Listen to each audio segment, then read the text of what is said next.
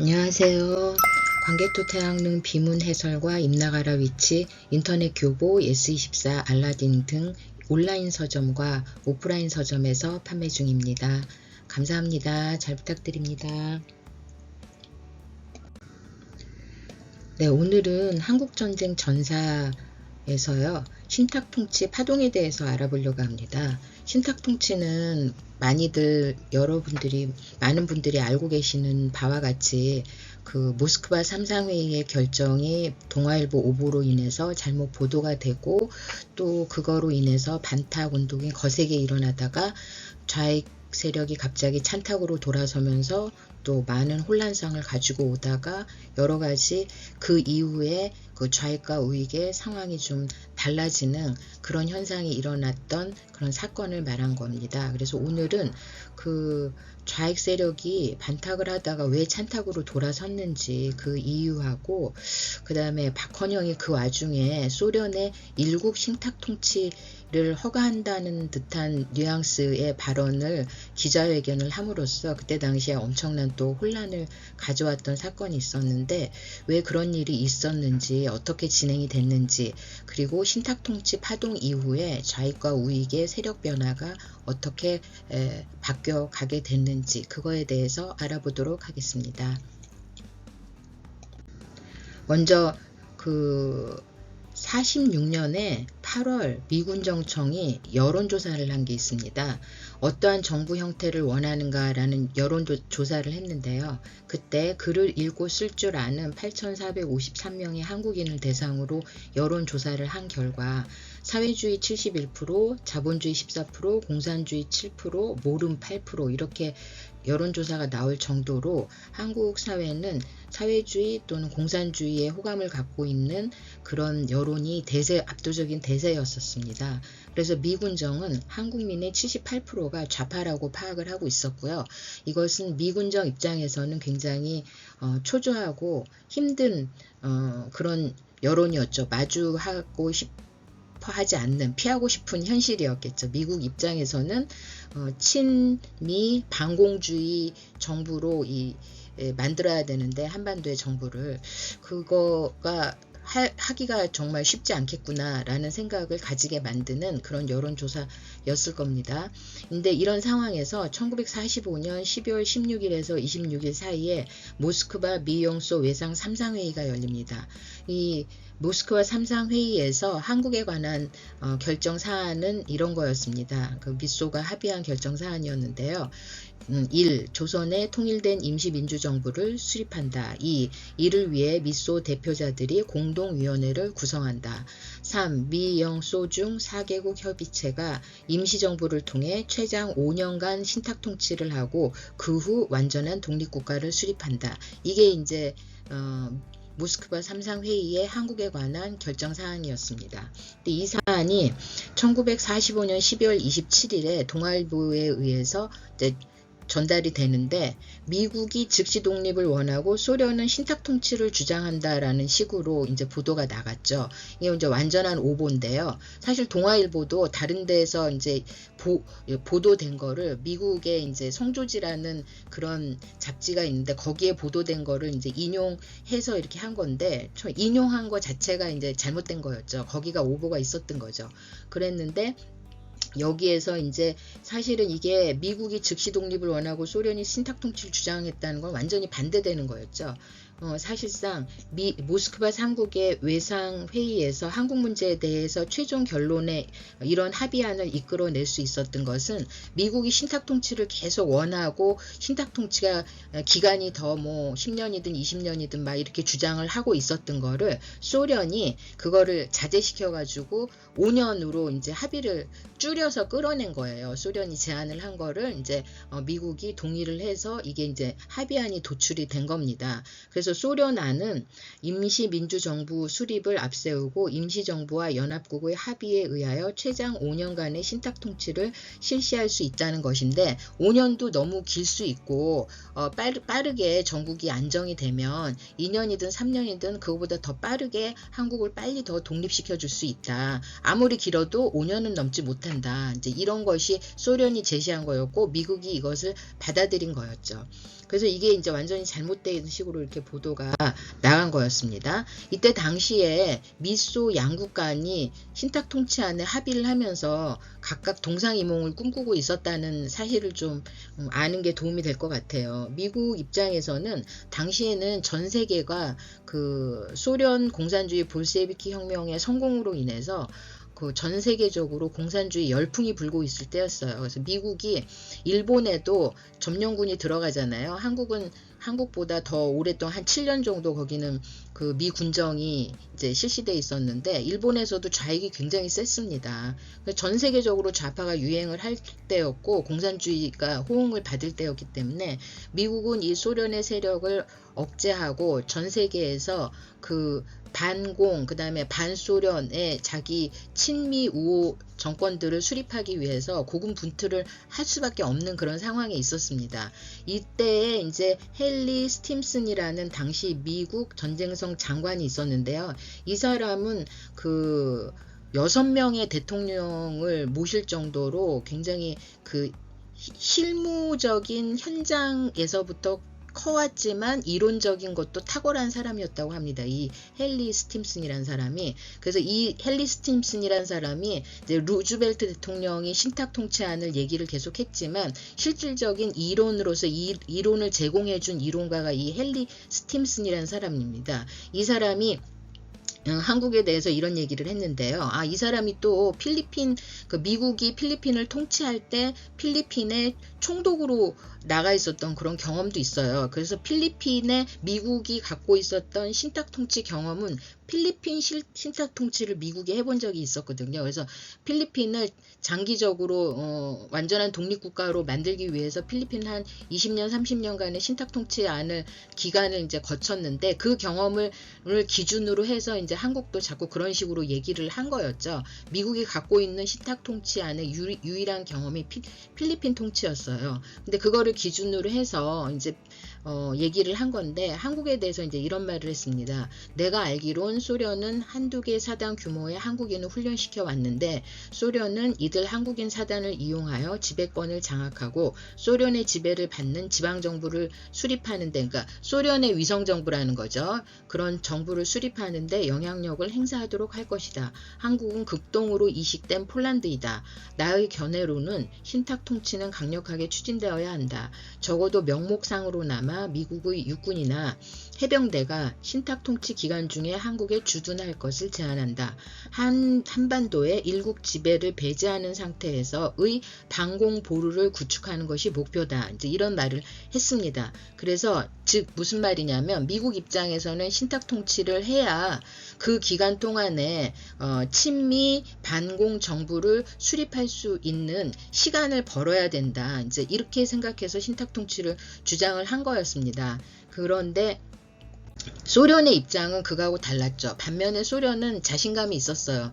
신탁 통치를 하든 아니면 즉시 독립을 하든 어떻게 되더라도 당연히 친공산주의, 친소련 정권이 한반도에는 들어설 것이다. 그러니까 냅둬도 자연스럽게 들어설 것이다. 라는 자신감이 있었습니다. 그래서 그 근거가 있는 자신감이었어요. 소련군은 1945년 8월 말경에는 북한 전역을 이미 장악하고 있었고요. 그리고 미 군정하고 다르게 미 군정은 그 좌익 세력이 셌기 때문에 그 좌익 세력을 배제하기 위해서 미군정이 직접 점령군식 통치를 진행을 했지만 소련은 그럴 필요가 없었습니다.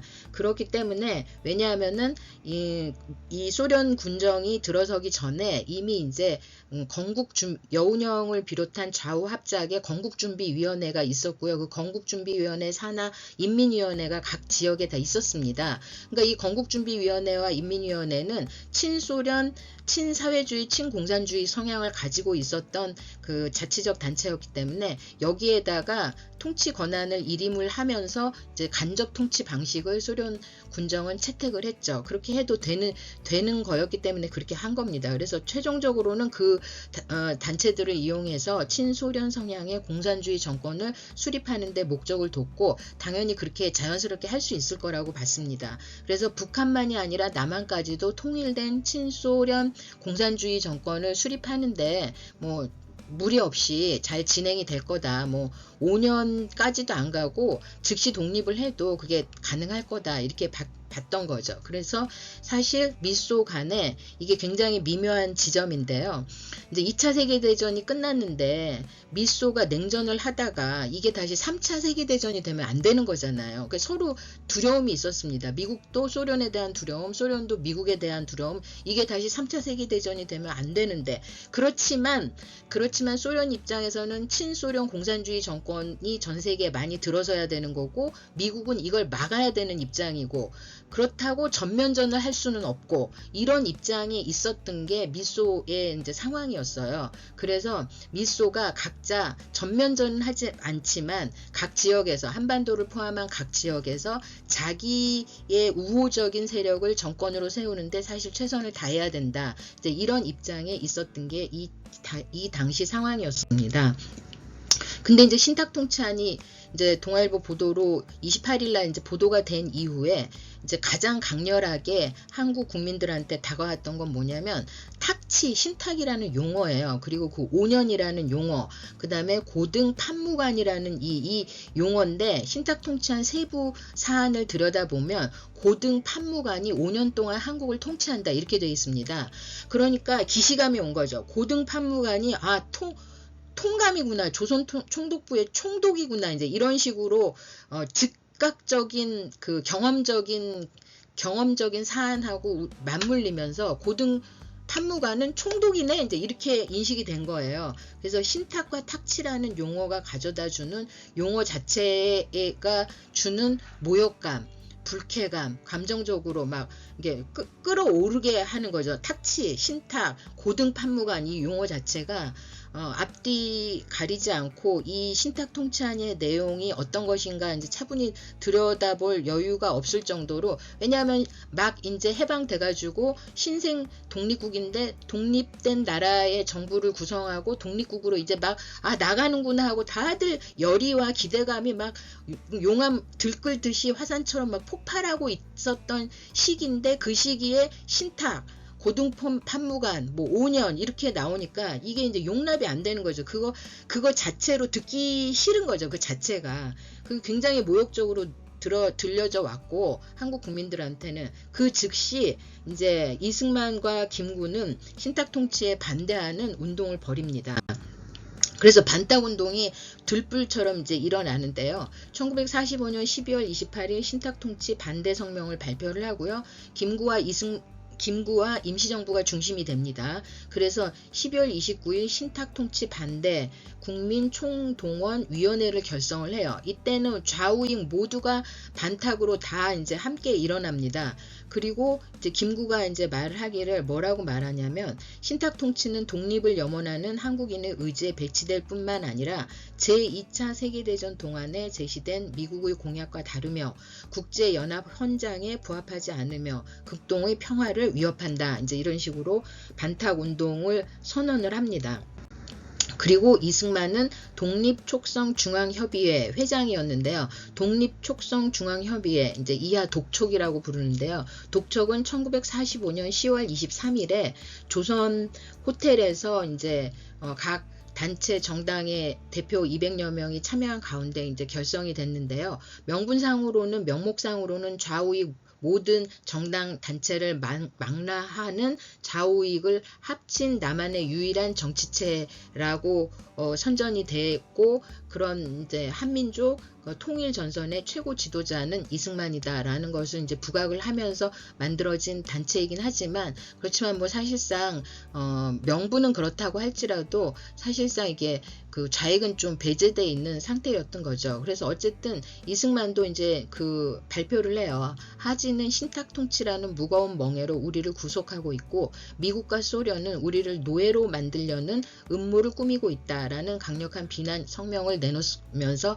반탁의 입장을 나타냅니다. 그리고 김구와 임시정부는 1945년 12월 31일 신익희 내무부장 명의로 국자 1호와 2호 포고문을 발표해서 미군정의 모든 한인 관리와 경찰들은 임시정부의 명령을 따라야 한다라고 선포를 합니다. 사실상 미군정 체제를 인정하지 않겠다. 임시정부를 따라라. 미군정의 그 통치를 받지 않겠다라는 거를 선언을 한 거예요. 그래서 존 하지 당시 미군정 최고사령관이 이제 난리가 났죠. 김구하고 대판 사이가 악화가 되고 아주 험악한 말이 오가고 뭐 서로 죽네 죽이네 말이 하지하고 이 김구 사이에 오갔다고 합니다. 그래서 실제로 서울 시내 다수의 경찰서장들이 김구와 임시정부를 찾아가서 충성맹세를 하기도 하고 그랬습니다. 그래서 이것은 곧 통치 권력이던 미군정을 부정하고 임시정부가 실질적인 통치를 행사를 하겠다라는 것을 선포한 것이기 때문에 미군정 사령관 하지 중장은 이를 구테타라고 규정을 했어요. 그래서 김구와 임시정부에게 강력한 경고를 했죠. 그래서 사실 김구는 이때 미군정으로부터 완전히 그 척을 져가지고 미군정과 미국 입장에서 김구는 배제하는 것으로 이제 나가게 되는 게 이때를 계기로 이렇게 됐다고 합니다. 그런데 이제 이때 얼마나 상황이 그 폭발적이었고 민감한 상황이었는지를 알 수 있냐면 12월 30일 날 동아일보 사장이자 한민당 수석 총무였던 송진우가 이제 피살이 되는데요. 이제 피살된 이유는 이제 송진우가 이거 어떻게 얘기를 했냐면 입장은 반탁이지만 연합국가의 관계가 있으니까 일단 자세한 내용을 한 번 더 알아보고 고려를 해서 신중하게 행동을 해야 된다라고 되게 미온적이고 온건적인 발언을 했어요. 이것 때문에 반탁에 반대하면은 찬탁이 되는 거잖아요. 찬탁은 매국노가 되는 거예요. 그래서 암살당합니다. 이 송진우가. 그런 상황이 있었습니다. 그래서 미국도 이 사태에 대해서 엄청 당황했어요.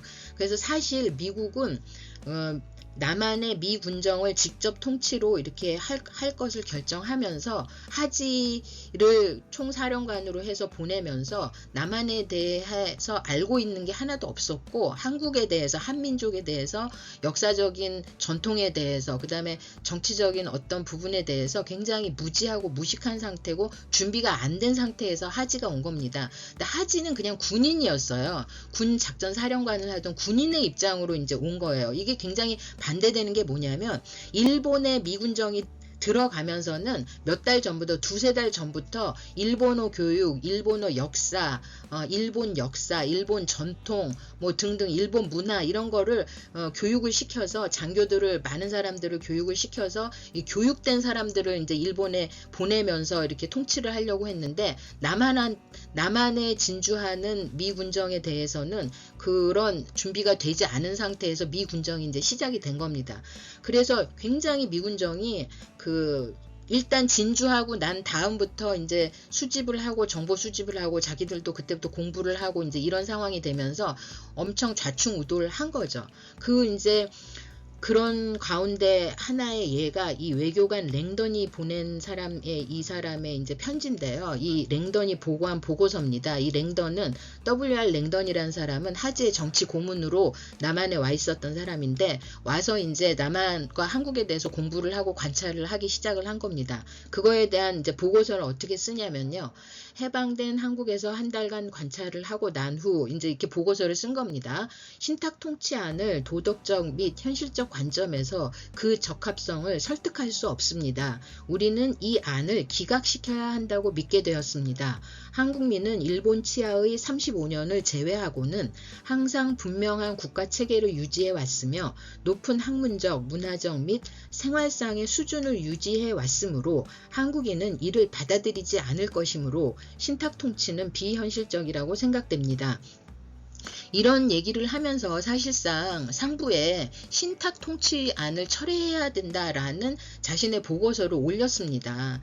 이런 게 이제 와서 보면 알죠. 우리가 민족적 자존심이 높기 때문에 일제 35년이 이제 철회가 되고 미국에 철회가 되고 이제 해방이 됐는데 또 다시 신탁을 겪는다는 것은 자존심과 감정상 도저히 현실적으로 이걸 받아들일 수가 없는 거다. 그러니까 관찰을 한 입장에서도 이게 이해가 갔던 거예요. 그래서 미국 상부에다 이런 보고서를 올렸던 거죠. 이거는 이제 당시 서울주재 UP 기자의 보도 내용 중에 한 부분인데요. 이제 이 기자가 보기에 한국인들의 감정과 인식이 신탁을 어떻게 받아들이고 있냐면 일본인이라는 한 명의 주인이 물러났는데 미소 중영이라는 4명의 주인이 다시 몰려온 거냐라는 엄청난 반감이 관찰이 됐다라는 거를 이 서울주재 UP 기사가 이제 기사로 쓴 거죠. 하여튼 이런 보고를 메가더가 받았습니다. 그래서 메가더가 한국 내에서 미군정에 대한 반발이 격화가 되고 반미 감정이 이 신탁 통치안 때문에 반미 감정이 높아지면 미국이 남한에서 주도권을 장악하기가 힘들다. 그러니까 신탁 통치를 포기한다는 그런 명백한 성명을 미국이 내야 된다라고 본국에다 보고를 했는데 트루먼 정부가 이제 이거를 가볍게 무시하고 대수롭지 않게 넘어간 거죠. 그랬는데 어쨌든 이런 상황에서 이제 미국도 우왕좌왕하고 이제 그런 상황에서 이제 좌익이 찬탁으로, 이제 찬탁이란 말은 용어적으로 사실 적절하지는 않은 용어입니다. 왜냐하면 모스크바 3상 회의의 결과를 지지한다. 모스크바 3상 회의의 합의 결정 사안을 지지한다. 이제 이렇게 입장을 선회한 건데, 그건 되게 용어가 되게 길잖아요. 길다 보니 그걸 어떻게 줄임말로 표현을 할 수가 없으니 반탁, 그 다음에 찬탁 이렇게 이제 용어가 바뀌게 된 거예요. 사실 딱히 찬탁을 한다라고는 한 건 아니죠. 사실 모스크바 3상 회의의 합의안을 지지한다라고 한 건데 그거를 개념적 용어로 설명할 수가 없으니까 반탁과 찬탁으로 이렇게 딱 용어가 정리가 돼서 이제 된 겁니다. 알려지게 된 겁니다. 그런데 1946년 1월 2일에 조선인민공화국 중앙인민위원회의 모스크바 3상 회의 지지 성명서가 나옵니다. 이게 북한에서 나온 건데요. 1월 2일, 근데 이 똑같은 날 남한의 조선공산당에서도 이 똑같은 날 1월 2일 날 똑같은 성명서를 냅니다. 그러니까 모스크바 3상 회의의 결정사안을 지지한다라는 성명서를 낸 거죠. 그 성명서 지지 내용을 보면 이렇습니다. 1. 8월 15일을 계기로 한 조선해방은 우리의 힘이 아니고 세계민주주의연합국의 용감한 군대의 힘으로 된 것이며 조선을 자주독립국가로서 발전할 수 있는 길을 열어준 위대한 역사적 단계였다. 2. 3상 회담의 결정은 조선민족 해방을 확보하는 진보적 결정일 뿐만 아니라 민주주의 정권 수립과 조선의 민주주의적 발달을 원조하여 조선의 완전 독립을 전적으로 완성하여 세계 문명 국가의 지위로 나아가게 하는 것이며 8월 15일 해방으로부터의 위대한 일보 진전이다. 3. 이 결정은 현하 국제정세뿐만 아니라 조선 국내 정세에 비추어 조선민족의 이익을 존중하는 가장 적절한 국제적 국내적 해결이며 세계의 평화 유지와 인류의 민주주의화에 최적화한 결정이라고 확신하여 본 위원회는 다음과 같이 결정한다. 이제 이런 식으로 또 이 밑에 이제 행동 강령 사항이 또 있는데요. 요것만 이제 요약해서 보여드린 겁니다. 이런 식으로 3상회의의 지지 성명서가 나옵니다. 이거 이렇게 되고 그 다음 날인 1월 3일 날 소련의 공식적인 입장이 발표가 돼요. 소련이 평양에 있는 이제 소련 점령군 본부 조선 소비에트 민사행정부에서 공식적인 입장을 발표를 합니다. 신탁 통치하는 소련의 주장이 아니라 미국의 제안으로 시작이 된 거고 모스크바 결정은 미소 양국의 타협한 결과로 소련은 원래 즉시 독립을 주장을 했으나 미국이 신탁 통치를 계속 주장하는 바람에 그 기간을 5년으로 단축해서 합의해서 수용한 것이다. 그러면서 한국 내에 오보, 그 소련이 신탁 통치를 주장했다는 건 명백한 오보다라고 비판을 하고 이거는 미국 측의 선전선동이고 이것은 반소 정서를 조장해서 미소 협력을 방해하는 의도라고 생각한다라고 이제 비판 성명을 공식적으로 내죠. 이거로 인해서 미국의 입장은 굉장히 궁색해졌습니다. 궁색하고 힘들어졌어요. 왜냐하면 미국이 이제 이런 오보가 마치 이제 소련이 신탁 통치를 한 것처럼 또 중간에 한번 거짓말 쇼를 또 좀 하고 그랬거든요. 근데 이제 소련이 정면으로 그걸 반박을 하고 나서니까 미국이 이제 변명할 여지가 이제 없게 됐죠. 그리고 이제 입장이 굉장히 궁색해지고 그 다음에 남한에 있는 모든 민중들이 그걸 알게 되면서 또 미국 입장이 궁색해지고 남한의 우익 세력들은 또 미군정하고 싸우게 되고 반탁 세력들이 더 거세지고 이렇게 됐습니다. 그런 상황에서 반탁운동을 주도하는 우익이 김구 이승만이 이제 중심으로 이렇게 반탁운동을 주도하게 됐는데 이게 왜 이제 세력 판도가 바꿔지게 됐냐면 아까 앞에서 말씀드렸다시피 국민의 78%가 좌파의 우호적인 상황이었어요. 이건 왜 그랬냐면 그 김구와 이승만을 지지하는 지지 세력들이 이제 한민당을 중심으로 지지 세력들이 형성이 됐었는데 그 한민당이 이제 지주 중심의 친일 지주 중심의 세력이 한민당이었어요. 그러니까 당연히 국민들은 그 친일 지주 세력을 중심으로 응원을 받고 있는 우익 세력보다는 이제 그 공산주의 세력에 더 호감을 갖고 있었던 그런 상황이었던 거죠. 그랬는데 이 반탁운동을 주도하면서 우익 진영의 결속이 가속화되고 여론이 반탁은 애국이고 찬탁은 매국이다라는 식으로 여론이 이제 갑자기 순식간에 휙 뒤바뀌게 되면서 여론이 우익편으로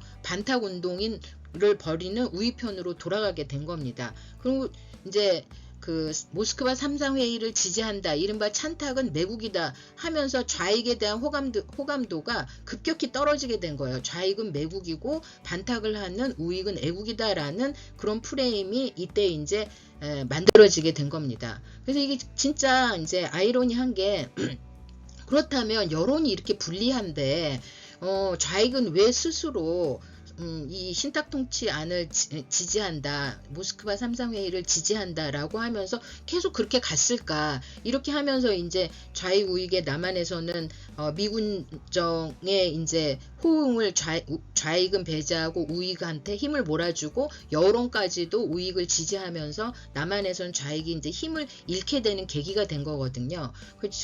그런 얘기인 거죠. 이게 저는 좀 미스테리라고 생각하는데요. 이제 여러 연구자들이 얘기를 하고 있지만 가장 유력한 썰은 모스크바의 지시에 따라 움직인 것이다. 그러니까 좌익이 찬탁으로 돌아선 것은 그래서 박헌영이 이때 당시에 신탁통치 문제로 의논을 하기 위해서 12월 28일 밤에 38선을 넘어서 29일 오후에 평양에 도착한 다음에 그 같이 모스크바 그러니까 북한의 이제 김일성 정권과 그 당시엔 뭐 정권은 아니지만 어쨌든 김일성을 수반으로 하는 북한의 조선공산당과 이제 남한의 조선공산당인 박헌영이 함께 모여서 모스크바의 지령을 함께 같이 들은 것으로 봅니다. 그래서 모스크바의 지령을 따른 것으로 봅니다. 그래서 박헌영의 의견을 묻는 자리가 아니라 이제 박헌영은 그렇게 하면 좌익한테 불리해질 수도 있다라는 의견을 제시했을 수도 있지만 그런 이제 문헌적 근거는 없고요.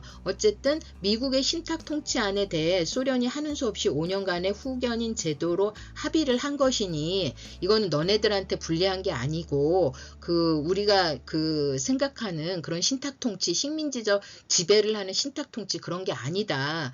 독립국가로 가기 위해서 후견인 도와주려는 것이니까 이 모스크바 3상 회의 결정을 따라라. 이제 이렇게 된 거죠. 그렇게 해서 좌익은 남북한이 일제히 모스크바의 지령에 따라서 이제 찬탁으로 돌아선 것으로 봅니다. 그런데 이제 이 와중에 박헌영이 46년 1월 8일 날 기자회견을 하는데 이 기자회견이 그 찬탁을 하는 좌익에게 불신을 안겨주는 또 결정적인 트리거가 됐어요. 이런 민감한 시국에 이런 기자회견을 한 거는 좀 별로였다라는 생각이 드는데요. 어떤 기자회견이었냐면 조선은 향후 5년간 소련 일국의 신탁 통치를 원하며 만기 이후에는 10년 내지 20년간의 소련의 연방으로 존속하기를 희망한다. 이런 발언을 했어요. 그래서 UP통신을 통해서 뉴욕타임즈에 게재가 됐다가 다시 1월 15일에 샌프란시스코 방송을 통해서 방송이 됐습니다. 그래서 이제 뭐 이게 보도가 되고 이제 난리가 났죠. 이른바 소련 일국 신탁 통치를 하고 소련 연방에 가입, 소련의 위성국가가 되어야 되겠다고 이렇게 박헌영이 주장한 것처럼 된 거예요. 그렇게 알려진 겁니다. 그래서 이제 반탁 운동이 더 거세지고 이것은 반공, 반소련 운동이고 이것은 애국 운동이다라는 여론이 더 압도적으로 커지게 된 그런 계기를 박헌영이 오히려 마련해 준 꼴이 돼버린 거예요. 이것도 미스테리죠. 이런 민감한 시국에 이런 기자회견을 왜 했을까? 이게 이제 뉴욕타임즈에서 나온 건데요. 외신 인터뷰 발언들이 이렇게 쭉 나와 있는데 이제 박헌영은 이거에 대해서 반박을 했습니다. 의도된 왜곡된 조작이고 조작된 보도다.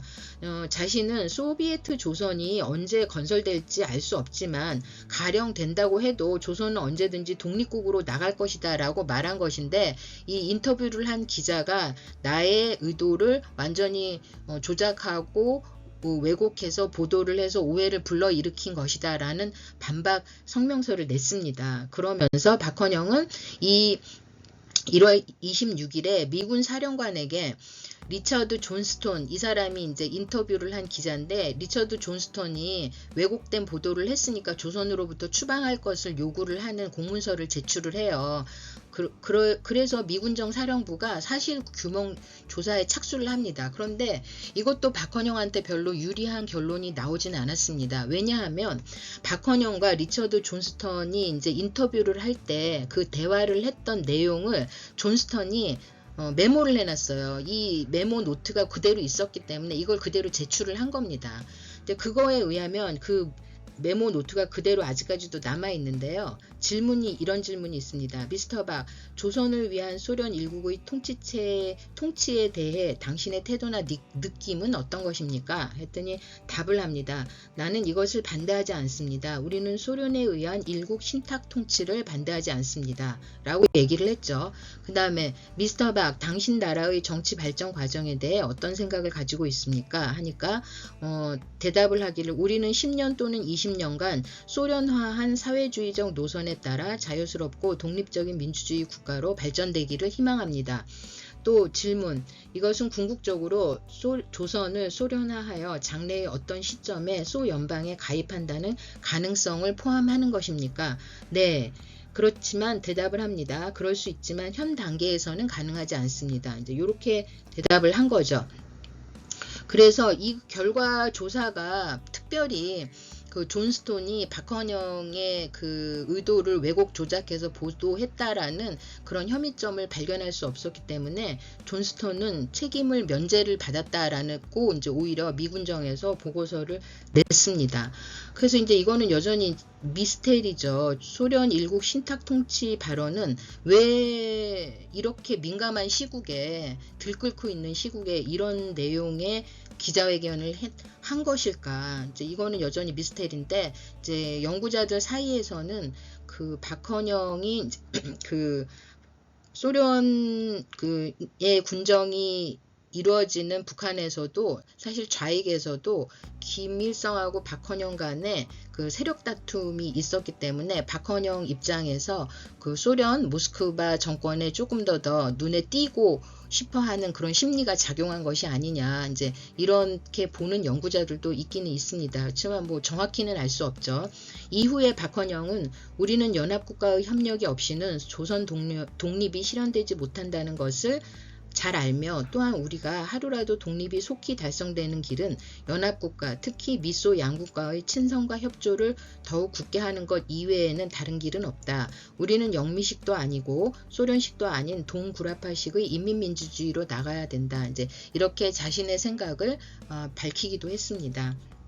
그렇지만 어쨌든 혼란이 수습이 안 되는 상태까지 온 거는 사실입니다. 이거에 대해서 좌익 안에서 찬탁에 대한 혼란과 이 혼란과 혼돈스러운 상황이 정리가 안 되는 것에 대한 강력한 비판이 내부에서 제기가 됩니다. 이게 다음의 내용은요. 조선공산당 영등포 지구당에서 나온 비판적인 내용들입니다. 내용의 제목은 전선당원 동지들에게 고함이라는 내용인데요. 이거를 읽어드리겠습니다. 소위 반탁 시위에 관한 지령이 있었기로 계급의 통일을 보이기 위해 시위를 준비하였는데 이미 우익 측의 선전에 따라 반탁을 하고 있고 그러한 결정으로 반탁으로 돌아간 노동자들을 그 당장의 삼상회의 지지로 돌리는 것은 아마 레닌으로서도 불가능했을 것이다. 이미 반탁운동에 다 돌입을 해서 앞장서서 다 반탁 데모운동을 다 좌익이 앞장서서 했는데 이거를 어떻게 수습하라는 말이냐. 이게 레닌이 온다고 이 현실을 수습할 수 있을 것 같느냐. 이렇게 이제 비난을 하고 있습니다. 이 찬탁 결정은 조선의 천박한 보도기관에 의하여 경솔하게도 신탁통치 실시라고 보도된 것과 우익의 데마고기와, 데마고기라는 말은 선전선동을 말하는 겁니다. 우익의 데마고기와 좌익 지도부의 유치한 실책 등으로 거대한 혼란과 의혹을 초래했다. 서울서는 1월 1일 임정 주최의 반대 데모에 사실상 좌익과 그 영향하의 군중이 참가했으며 각 지방에서 좌익 분자가 선두에 서서 왕성한 반탁 데모를 결성한 것이다. 이리하여 좌익은 국제적으로 국내적으로 중대한 과오를 범하게 되었으며 자기 영향력 하의 대중을 아무런 반성도 없이 우익 데마고기의 미끼로 내주고 말았던 것이다. 이승만 김구 일파의 모략에 넘어가 탁치는 조선민족의 치욕이라 하여 반탁운동 전개를 지령하였다. 이에 이르러 자주 독립에 열광한 일반 대중은 물론 우리 조직의 군중까지도 조직상 혼란을 일으켰으며 공산당은 매국노라는 우익 진영의 악에 찬 비난에 대해 적당한 공격을 가하지 못하고 반동적 세력은 이것을 하나의 호기로 이용하여 급속히 대두하게 되었다. 조선노동당 영등포 임시지구상무위원회 전선당원 동지들에게 고함. 여기서 이미 좌익 스스로 내부적으로 이 혼란을 수습을 못하는 상황에 이르렀다라는 것. 이게 수습도 안 되고 우익한테 이제 이 헤게모니 여론을 내주는 결과를 낳게 됐다라는 것을 이 스스로 이제 고백을 하고 있는 것입니다.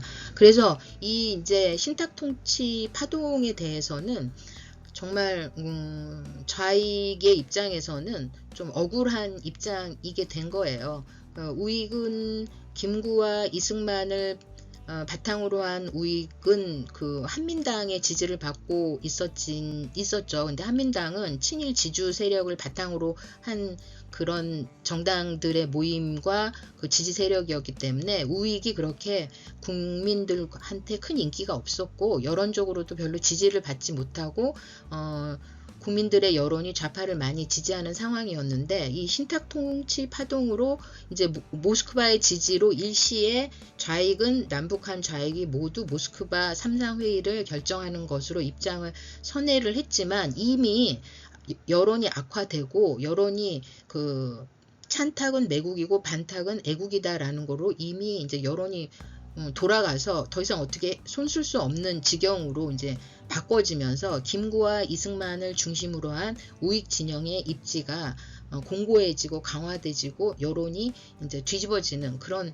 결과를 낳게 되는 현상이 된 겁니다. 그래서 사실은 민심 위반이 명확한데도 불구하고 이른바 계속 찬탁으로 간 것, 이거는 돌이킬 수 없는 당시의 민심 상태를 좌익이 너무 무시한 게 아닌가.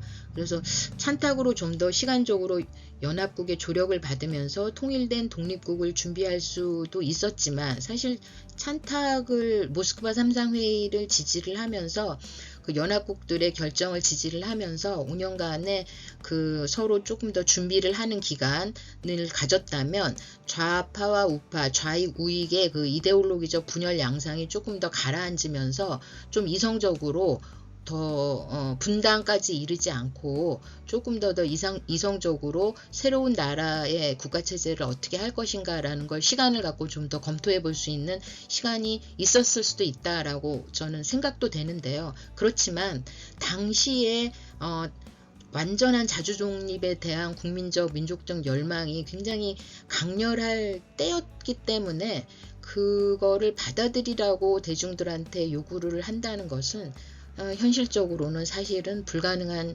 주장이 아니었을까 그렇게 생각됩니다.